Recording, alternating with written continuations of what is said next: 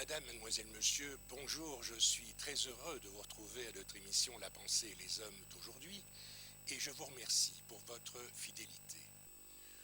Nous connaissons tous de ces familles où les parents observent qu'un de leurs enfants est homosexuel et parfois les parents culpabilisent devant cette situation.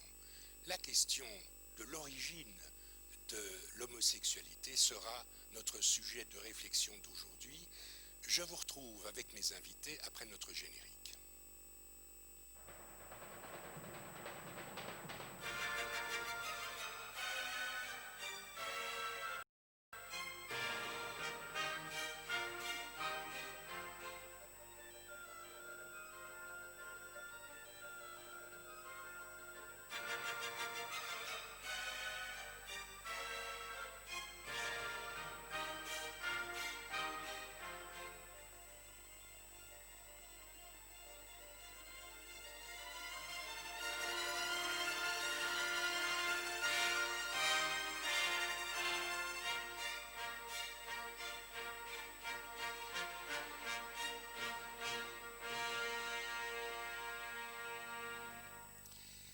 Eh bien, pour nous parler de l'origine de l'orientation sexuelle, j'ai deux invités.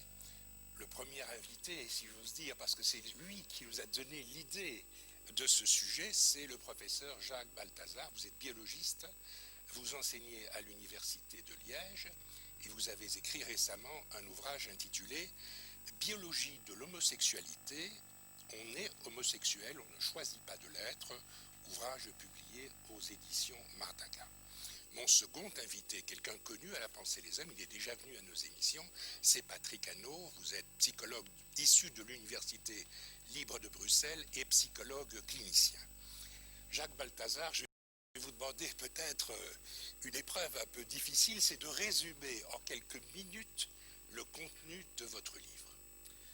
Bon, ce livre a été écrit parce que dans les milieux latins et dans la société francophone essentiellement, on pense très généralement que l'homosexualité est largement ou exclusivement liée à des développements, à des interactions inappropriées avec les parents ou avec le milieu environnemental. Or, en fait, on sait depuis maintenant au moins 20 ans, dans les milieux anglo-saxons et en particulier aux États-Unis, qu'il y a une base biologique très importante qui, si elle ne détermine pas de façon irréversible, en tout cas joue un rôle extrêmement important dans le contrôle de cette orientation sexuelle. Alors c'est cette théorie donc, qui veut que la biologie joue un rôle important dans le déterminisme de l'orientation sexuelle est basée sur trois aspects, trois types de données essentiellement, qui toutes attribuent un rôle important aux hormones auxquelles est exposé l'embryon pendant la vie embryonnaire. Alors le premier type d'argument, c'est essentiellement un argument comparatif. Nous sommes une espèce de primate qui a évolué à partir de tous les vertébrés, les poissons, les amphibiens, les mammifères, les singes. Et chez les vertébrés, en particulier chez les mammifères, on sait que l'orientation sexuelle, en tout cas la préférence de partenaires sexuels, se détermine pendant la vie embryonnaire sous l'influence des hormones qu'on appelle sexuelles, c'est-à-dire la testostérone et le stradiol. Ça, c'est un type d'argument. Alors, on retrouve chez l'homme tous les ingrédients, dirons-nous, de ce déterminisme, puisque les mêmes hormones sont présentes, les récepteurs à ces hormones sont présents dans les mêmes endroits du cerveau, et ces hormones sont actives puisqu'elles déterminent le phénotype, donc l'apparence adulte de l'individu, l'apparence de l'individu à sa naissance, c'est-à-dire notamment sa physiologie et sa morphologie génitale. La présence d'un pénis ou d'une vulve sont contrôlées par la testostérone pendant la vie embryonnaire. Donc ça, c'est un argument. L'autre argument, c'est qu'on sait qu'il y a dans l'espèce humaine, comme dans les espèces animales, toute une série de caractéristiques qui sont sexuellement différenciées, donc qui sont différentes chez les mâles et chez les femelles, dans l'espèce humaine, chez l'homme et chez la femme. Et ces caractéristiques, on a pu le montrer dans un certain nombre d'études, sont différentes dans les populations homosexuelles et dans les populations hétérosexuelles. Alors ce ne sont en général pas des différences qui sont d'une amplitude énorme, mais quand on fait une étude statistique, on retrouve cette différence entre homo et hétérosexuels, ce qui veut donc dire que ces individus ont dû être exposés pendant la vie embryonnaire ou la vie postnatale précoce à des facteurs hormonaux, des facteurs de développement qui étaient légèrement atypiques pour leur sexe. Donc ça, c'est un deuxième type d'argument. On pourrait donner des exemples ultérieurement éventuellement. Le troisième type d'argument, c'est qu'on a toute une série de pathologies cliniques, de pathologies endocrines, qui affectent le milieu embryonnaire, le milieu hormonal embryonnaire. Et on s'est rendu compte que toutes ces pathologies endocrines sont associées à une modification de l'incidence, de la fréquence d'homosexualité. On a donc un faisceau d'arguments qui suggèrent que les hormones agissant pendant la vie prénatale ou immédiatement postnatale jouent un rôle relativement important, bien que non totalement déterminant, mais relativement important dans le contrôle de l'orientation sexuelle. Donc si on est homosexuel, si on ressent une attraction sexuelle pour la personne du même sexe que l'on a, ben c'est la faute aux hormones et pas la faute aux parents. Si je peux faire un petit raccourci. Si on veut schématiser, c'est un peu ça. Maintenant, ceci concerne exclusivement, donc, ce que vous l'avez bien dit, l'attraction sexuelle, c'est-à-dire cette tendance qu'on a à être attiré sexuellement par un partenaire d'un sexe ou d'un autre. Je ne parle pas ici du fait de passer à l'acte et d'avoir des relations sexuelles qui, eux, sont le reflet de la motivation sexuelle et qui, selon la présence ou l'absence de partenaire adéquat, pourraient s'exprimer vis-à-vis d'un sexe ou d'un autre, ni du fait de révéler cette orientation sexuelle au public, ce qu'on appelle le coming out de façon assez générale maintenant, qui, eux, sont des décisions plus ou moins conscientes de l'individu. Je parle de cette attirance. Et cette attirance, je pense qu'il y a une composante hormonale relativement importante qui la détermine.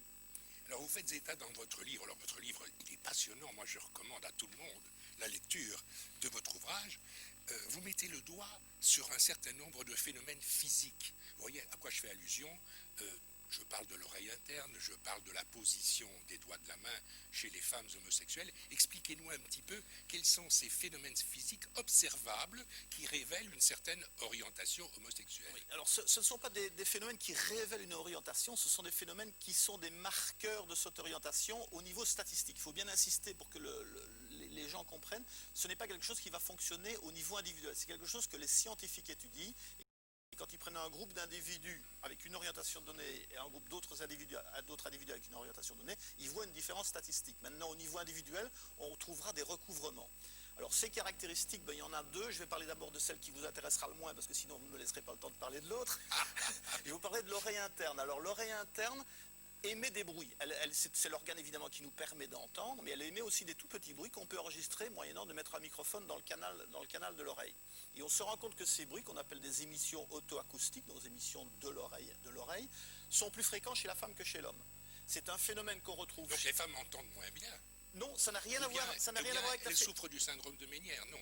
Ça n'a rien à voir avec le syndrome de Ménière, ça n'a rien à voir avec la qualité de l'audition, c'est simplement des mouvements des membranes tympaniques qui sont le mécanisme de détection des sons que nous avons, mais ces mouvements de membrane produisent des petits clics en même temps dont nous ne nous rendons pas compte, que nous ne percevons pas. Personne n'en est conscient, mais si vous mettez un microphone dans l'oreille et que vous enregistrez ça, vous allez les voir. Alors, on s'est rendu compte que ces émissions donc auto-acoustiques sont plus fréquentes chez la femme que chez l'homme. C'est quelque chose qu'on retrouve chez l'animal, donc chez le rat, chez le mouton, chez la hyène. Ces phénomènes, cette différence entre hommes et femmes est causée, chez l'animal en tout cas, par la testostérone. Donc si vous exposez un embryon femelle à de la testostérone chez un mammifère, on ne peut bien entendu pas faire ça chez l'homme, vous allez abaisser la fréquence de ces émissions et la mettre au niveau masculin. Et bien, chez la femme homosexuelle, donc chez la femme lesbienne, on retrouve un abaissement de ces fréquences d'émissions de son par l'oreille, qui suggère donc très très fortement qu'elle a été exposée pendant sa vie embryonnaire à des taux plus élevés que la normale de testostérone, de nouveau à la moyenne. Alors l'autre phénomène qui attire bien entendu l'attraction de tout le monde, livre à ce propos. Bien sûr, c'est la longueur relative des deux doigts de la main qui sont le doigt 2 et le doigt 4. Alors chez l'homme, le doigt 2 est plus court que le doigt 4 en moyenne. Chez la femme, ils sont grosso modo de longueur égale. Alors si vous me regardez maintenant, vous verrez que je n'ai pas un doigt 2 extrêmement court, et ma femme par contre a un doigt 2 plus court que le mien. Donc ce n'est pas un phénomène qui marche au niveau individuel par cette caractéristique. Ma femme devrait être homosexuelle et moi je devrais être je ne sais pas quoi, parce que la théorie ne le prévoit pas. Mais on a montré de façon reproductible, au moins 10 études indépendantes basées sur des dizaines et des centaines de cas, que les femmes homosexuelles avaient un doigt 2 plus court que le doigt 4, ce qui suggère à nouveau qu'elles ont été exposées à des taux plus élevés de testostérone, ou en tout cas d'androgènes, donc les hormones de type mâle, pendant la vie embryonnaire, parce que ce rapport des deux doigts est de nouveau déterminé chez l'animal par le taux de testostérone auquel sont exposés les individus pendant la croissance, pendant la vie embryonnaire. Et voilà, je crois que votre exposé est très clair. Alors, je vais passer la parole à Patrick Hano, qui n'est pas d'accord avec le titre de votre livre. Je vais rappeler ce titre. biologie de l'homosexualité, on est homosexuel, on ne choisit pas de l'être. Alors Patrick Hano, vous, comme psychologue, vous dites, je ne suis pas très d'accord avec ce titre. Ben, je dois dire qu'en fait, j'ai lu le livre de M. Balthazar et j'ai beaucoup apprécié ce livre.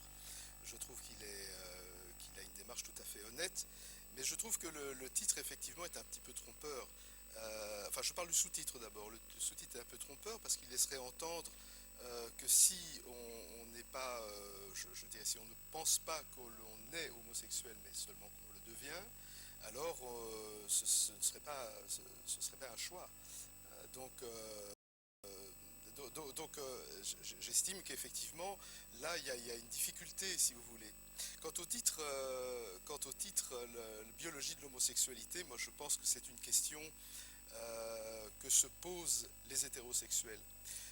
Devant mes patients homosexuels, la première question que l'on me pose, c'est comment vivre avec mon homosexualité?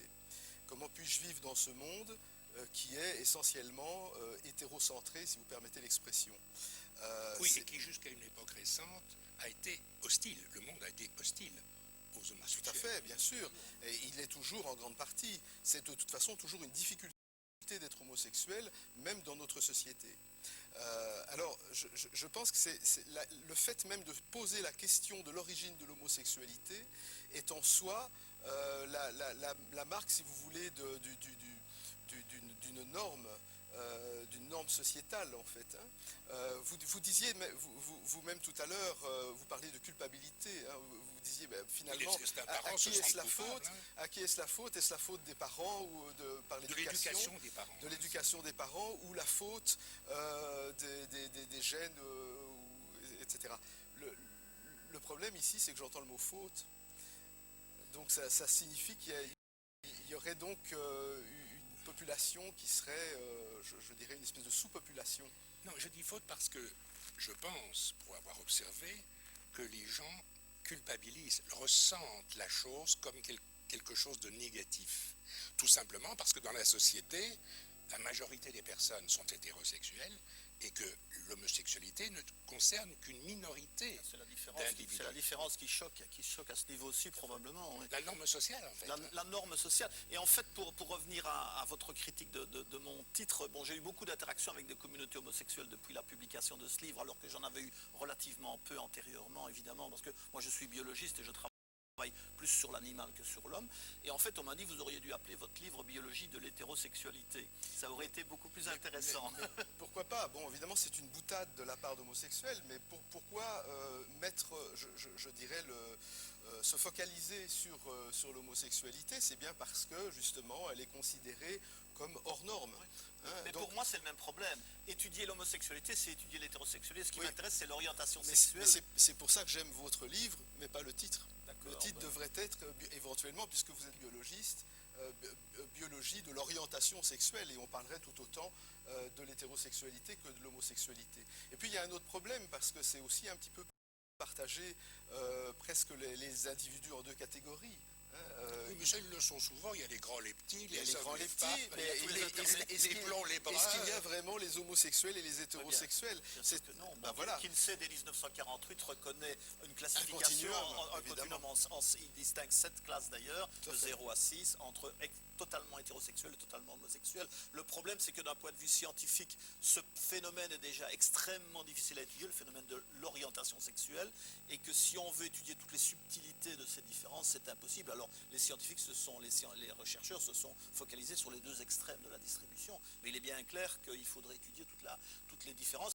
Et les communautés homosexuelles m'ont aussi beaucoup reproché de parler des homosexuels ou des hétérosexuels en caractérisant les gens uniquement à partir de leur orientation, ce qui n'est évidemment qu'un aspect de leur personnalité. Mais je parle ici en scientifique et peut-être que ça choque un certain nombre de psychologues ou de personnes qui sont concernées. Mais le discours est scientifique et ne veut pas mettre ni valeur, ni jugement, ni dichotomie dans le système. Je crois tout à fait à votre honnêteté, évidemment.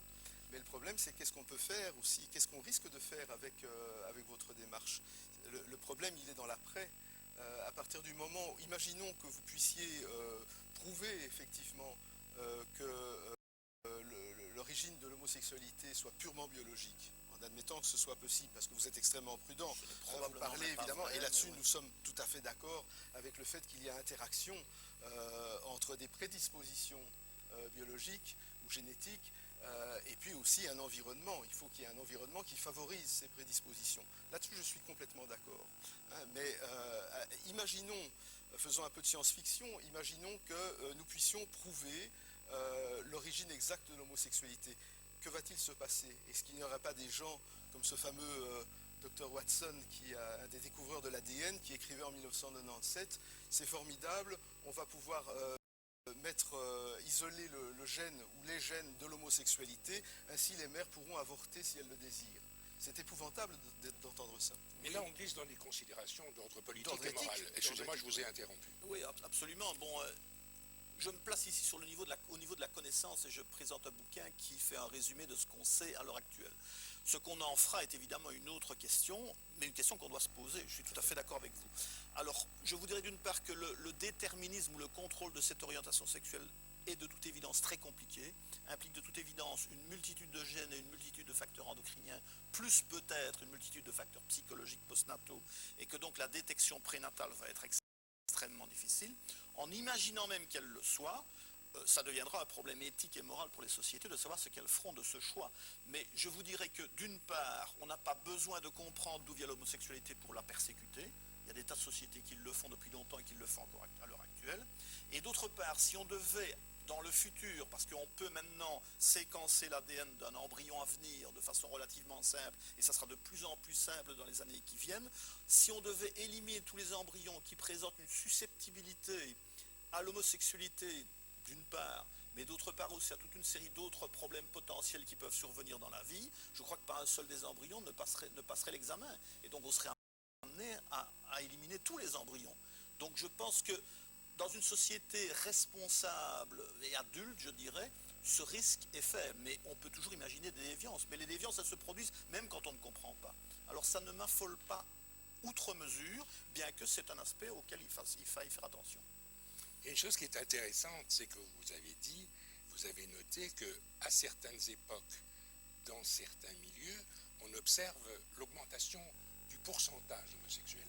Je fais allusion ici à la situation de Berlin entre 1943 et 1945, dont les populations sont soumises à des bombardements, à des restrictions alimentaires, etc. Et vous dites, on a observé qu'il y avait un plus grand nombre d'homosexuels nés à cette époque-là, dans ce milieu-là. Alors, en fait, bon, ça c'est passé à la deuxième étape de la question qui m'intéresse, qui est si les hormones sont responsables de l'orientation sexuelle, qu'est-ce qui détermine le changement des hormones dans les individus qui sont nés homosexuels? Alors il y a une étude, et il y en a une seule, donc il faut être bien prudent et ne pas généraliser trop hâtivement. Il y a une étude qui a montré que pendant la période 1943-1945, il y a eu une augmentation relativement significative, un doublement à peu près, de l'incidence d'homosexualité dans les garçons mâles qui sont nés à ce moment-là et qui ont donc été étudiés de façon rétrospective dans les années 70. Alors, cette augmentation n'est pas liée à une augmentation à une facilitation de la déclaration de son homosexualité qui serait produite dans les années 70. Il est bien clair qu'il y a eu un changement de société important à ce moment-là qui rendait la vie et le coming out des homosexuels plus simple, parce que c'est un pic d'homosexualité qui a régressé par la suite. Donc, cette étude épidémiologique suggère que le stress pourrait être un facteur d'homosexualité. Ah, donc vous ne considérez pas ça comme une preuve historique? Ce n'est pas une preuve historique. C'est une indication. C'est une indication, c'est une corrélation. Maintenant, il faut savoir que cette corrélation basée sur une étude épidémiologique rétrospective s'appuie également sur des études animales où là, on a pu montrer chez le rat que si on stresse des mères gestantes, et il suffit pour ça simplement de les amener 5 fois par jour dans la lumière et de les exposer à la lumière pendant 10 minutes dans une cage où on limite leur mouvement et qui donc va être considérée comme dérangeante et stressante, ces mères vont mettre bas des jeunes mâles qui seront imparfaitement masculinisés.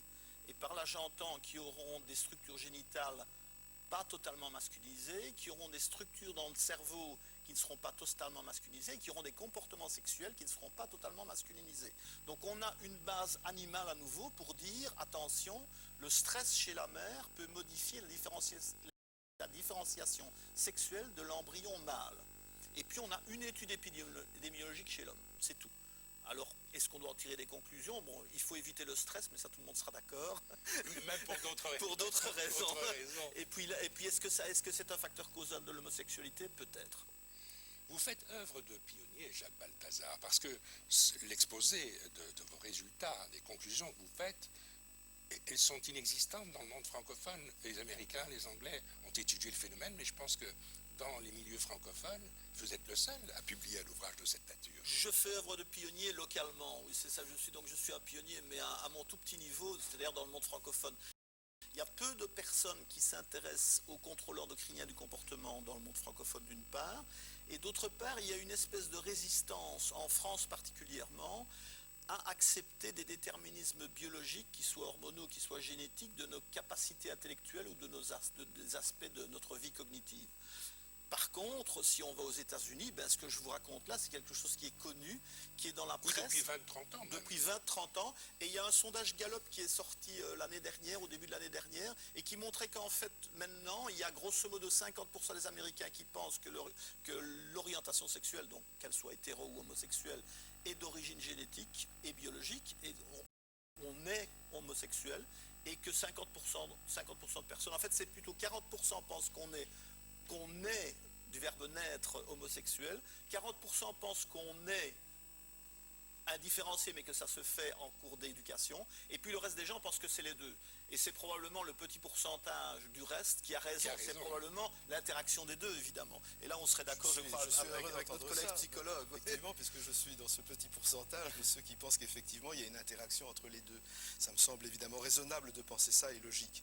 Maintenant, je pense qu'on peut expliquer cette différence entre le monde francophone et le monde anglophone, anglo-saxon, disons, simplement par le fait de l'évolution aussi de ce que je pourrais appeler l'autre camp, qui est celui qui est dominé, je dirais, par la psychanalyse, hein, où on peut dire que la psychanalyse, en passant aux États-Unis, a perdu de son caractère subversif, qu'elle a été complètement dominée par la psychiatrie américaine, qui est toute puissante aux États-Unis, et qui a eu une attitude absolument conservatrice par rapport et persécutrice même, on peut dire, par rapport à l'homosexualité. Donc il est assez logique que les homosexuels américains, que le lobby homosexuel américain soutienne évidemment le genre d'études que vous faites, et il est assez logique de voir beaucoup plus de parutions de cet ordre-là dans ces pays-là. Par contre, en France, il y a eu une attitude complètement différente, puisqu'on a eu l'influence de Jacques Lacan dans les années 50 et surtout les années 60.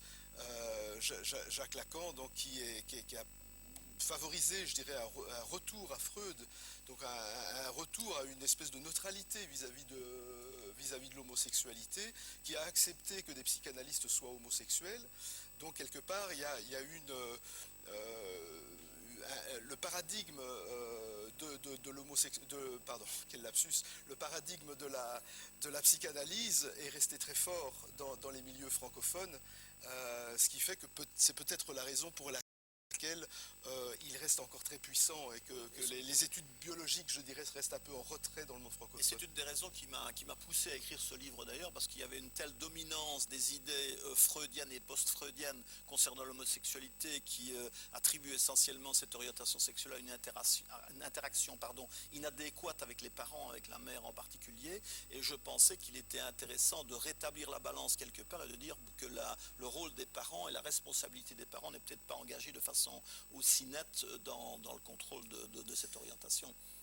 Quoique, si je peux me permettre, si vous parlez effectivement soit de génétique ou d'hormones, au niveau prénatal, le rôle de la mère, la culpabilité entre guillemets de la mère, je dis ça avec le sourire évidemment, est tout aussi forte. Donc ça ne fait que déplacer le problème. Elle est différente, je pense, parce que c'est une chose assez différente à mon sens de dire vous avez mal élevé votre enfant, vous avez fait quelque chose de mal ou d'inadéquat pendant la croissance. Vous avez habillé en fille votre garçon, voilà, etc. Mais en fait, ça, on je pense à ça ici. C'est ça qu'il faut changer, si vous permettez, parce que le problème, c'est de penser qu'on aurait fait quelque chose de mal. C'est vrai qu'il y a des parents qui se posent la question, mon fils ou ma fille est homosexuel, qu'est-ce que j'ai fait? C'est ma faute. C'est de ma faute. C'est ma faute. Qu'est-ce que j'ai fait ou qu'est-ce que je n'ai pas fait? Qu'est-ce que j'ai oublié? Je pense qu'il ne faut pas voir ça dans ces termes-là, de toute façon, hein, que l'on soit partisan de l'inné ou de l'acquis, peu importe, mais il ne faut pas voir ça dans ces termes-là, parce que ce n'est pas une faute. Je pense que c'est une variété de la sexualité humaine qui a sa place, qui a toujours eu sa place et qui aura toujours sa place. Vous le dites d'ailleurs dans votre livre, à un moment, les pays où on déclarait qu'il n'y avait pas d'homosexualité, c'est évidemment les dictatures, mettaient fin à la dictature, tout d'un coup les homosexuels reviennent à peu près dans les mêmes proportions que partout ailleurs. Ça montre bien qu'il y a une constante à ce niveau-là. Oui, cette constante d'ailleurs m'interpelle moi personnellement, parce que si, quel que soit le système social et le système éducationnel dans lequel on vit, on a grosso modo le même taux d'homosexualité et d'hétérosexualité par voie de conséquence dans une population, ça veut dire qu'il y a quelque chose de très fondamental là-dedans et qui n'est pas très directement lié au système d'éducation. Bon, il y a des sociétés où il y a des sociétés matriarcales, patriarcales, il y a des sociétés où les enfants sont élevés en commun, etc. Et on retrouve dans les études épidémiologiques, avec toutes les limitations qui sont inhérentes, mais on retrouve grosso modo un pourcentage d'homosexualité qui varie entre 4 et 8%. Donc ça a l'air d'être une constante de l'espèce. Alors est-ce que ça ne serait pas une constante biologique de l'espèce? C'est la question que je pose effectivement, et moi j'aurais tendance à penser effectivement comme vous qu'il y a peut-être un phénomène de régulation à ce niveau-là. C'est un critère. Bon, si on parle en biologiste, moi je parle en biologiste assez souvent, si on parle en biologiste, c'est une chose trop importante pour l'évolution que de laisser à l'éducation le choix de l'orientation sexuelle, je pense. Eh bien, Jacques Balthazar, Patrick Hannot, je vous remercie beaucoup pour votre participation à notre émission d'aujourd'hui, émission, je crois, intéressante. Alors, je rappelle, Jacques Balthazar, que vous avez écrit un livre dont je répète que je recommande la lecture,